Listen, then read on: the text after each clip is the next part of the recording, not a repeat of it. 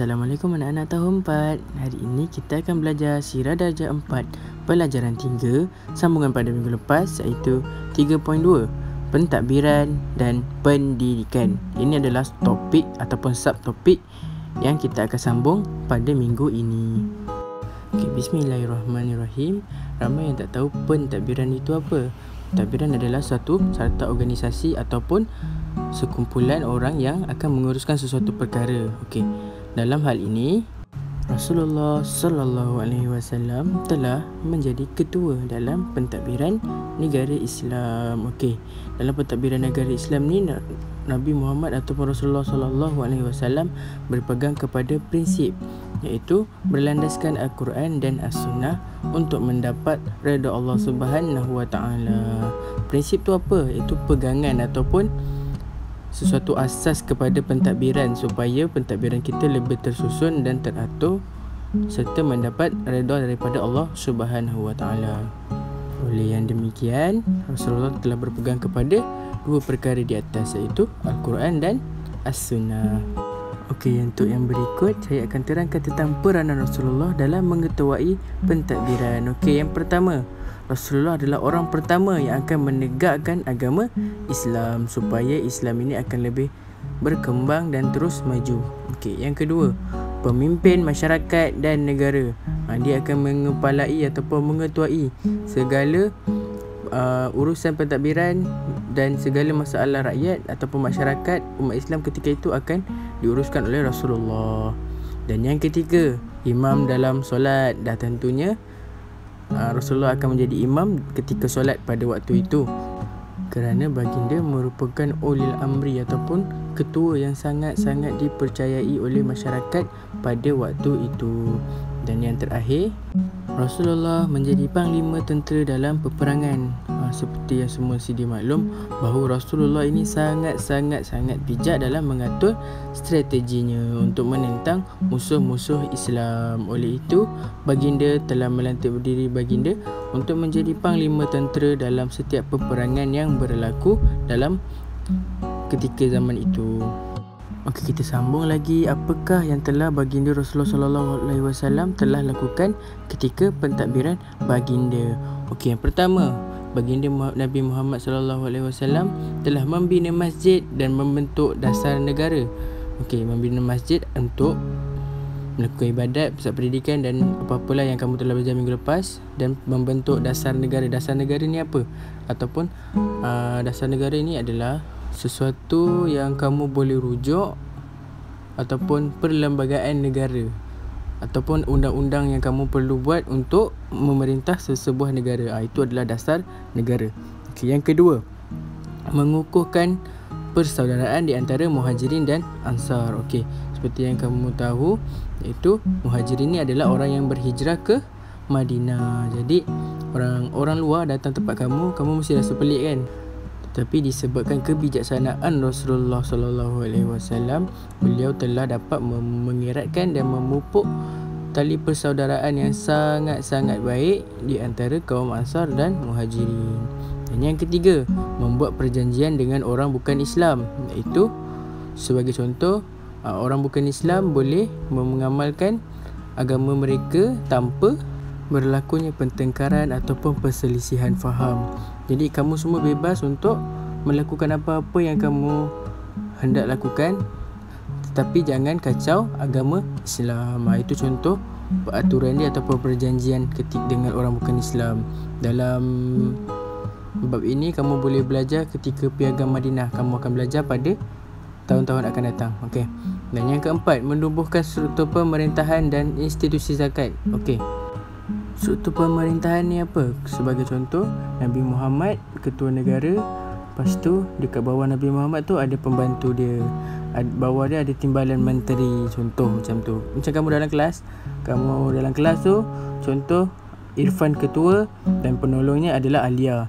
Lepas tu penolong Alia adalah Widat. Contoh macam tu. Dan yang seterusnya, institusi zakat. Institusi zakat ni kalau zaman sekarang ni pejabat zakat lah, ataupun kita panggil Baitul Mal.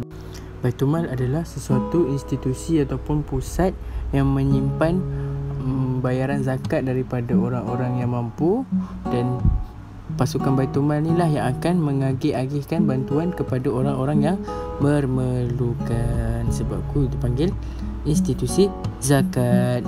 Okey, yang kelima, mengembangkan agama Islam. Okey, mengembangkan agama Islam ni adalah memang salah satu rancangan Rasulullah supaya syiar Islam lebih tersebar. Dengan cara macam mana? Dia pergi ke luar negara dan membuat hubungan baik dan menyampaikan dakwah pada masa yang sama. Dan yang keenam, menunjukkan contoh dan teladan yang baik. Contoh dan teladan baik ni kepada siapa? Kepada masyarakat umat Islam pada waktu itu. Jadi apa-apa pun yang Rasulullah buat, Rasulullah fikir dulu dan dia risau bahawa umatnya akan tengok dan contohi. Jadi jika dia buat perkara yang buruk, maka orang akan ikut perkara yang buruk. Jadi Rasulullah sentiasa menunjukkan contoh yang baik kepada umatnya ataupun masyarakat umat Islam ketika itu supaya mereka dapat ikut perkara-perkara yang baik.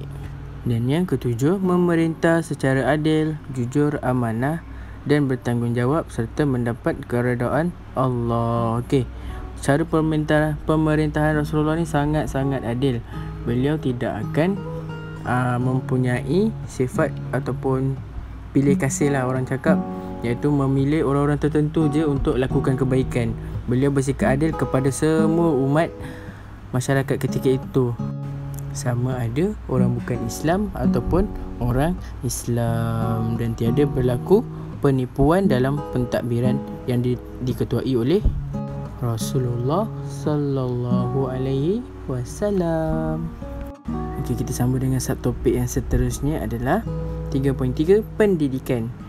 Pendidikan ketika zaman Rasulullah ini bermula sejak Rasulullah sallallahu alaihi wasallam menerima wahyu kenabian dan kerasulannya, iaitu ketika Nabi telah dilantik oleh Allah Subhanahu wa taala untuk menjadi rasul dan nabi kepada umat Islam ketika waktu itu sehinggalah sekarang. Okey. 3.3.1 iaitu pusat pendidikan pada zaman Rasulullah. Okey, pusat pendidikan ketika zaman Rasulullah ni ada 3. Yang pertama, Rumah Rasulullah. Yang kedua, Darul Arqam. Dan yang ketiga, masjid. Okey, saya akan pergi satu persatu di antara ketiga-tiga nama yang saya telah sebut, iaitu zaman pendidikan ketika zaman Rasulullah sallallahu alaihi wasallam. Okey, yang pertama sekali, Rumah Rasulullah sallallahu alaihi wasallam. Okey, yang atas tu adalah ilustrasi ataupun gambaran rumah Rasulullah pada waktu itu. Okey. Rumah Rasulullah ni merupakan institusi pertama untuk mendidik ahli keluarganya bagi mempercayai tentang kewujudan Allah berpandukan Al-Quran dan As-Sunnah. Antara yang terlibat adalah Sayyidatina Khadijah binti Khuwailid, Sayyidina Ali bin Abi Talib, Zaid bin Harisah. Okey. Ketiga-tiga ni adalah keluarga yang paling rapat dengan Nabi dan mereka mempercayai bahawa Nabi telah menerima wahyu daripada Allah Subhanahu wa taala untuk memimpin umat Islam sehingga hari ini. Itu ajaran dia yang kita ikut tu adalah ajaran yang benar. Okey. Kenapa Nabi perlu mengajar ahli keluarga dia dulu? Kerana mereka sahajalah yang boleh percaya kepada Nabi, kerana mereka merupakan ahli keluarga yang paling dekat. Okey. Takkanlah Rasulullah dah dapat wahyu daripada Allah, tiba-tiba dia pergi sampaikan dekat orang-orang musyrik ataupun orang kafir kan. Tentu mereka fikir bukan-bukan. Tentu mereka akan fikir Rasulullah ni ahli sihir lah, apalah.